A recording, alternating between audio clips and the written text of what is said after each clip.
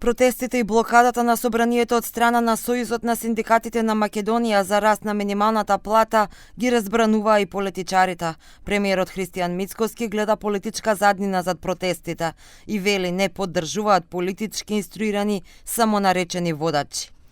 Не, тоа ќе продолжи, затоа што ова има политичка позадина.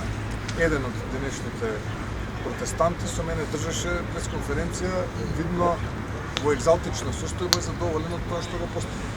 Денеска го гледате блокира. Со тој другиот кој што се повикува на работнички права, злоупотребува службени возила за приватни цели и уште многу работи.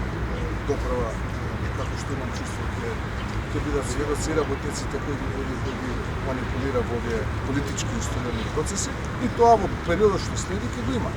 Мицкоски кажа дека владата како работодавач ги исполнила своите обврски за платите на администрацијата и повтори дека ќе го поддржат секое решение што ќе биде усогласено меѓу работниците и работодавачите.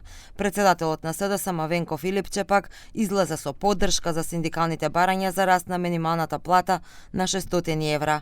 Партијата денеска повторно го поднесе предлог законот за измена на законот за минимална плата, откако претходно бил вратен од председателот на собранието Африм Гаши поради како што посочил технички недостатоци. Имено даваме максимална поддршка на барањата на представниците на Сојузот на синдикати. Сметаме дека минимална плата од 600 евра е нешто што работниците заслужуваат и им е неопходно потребно за достоинствен живот.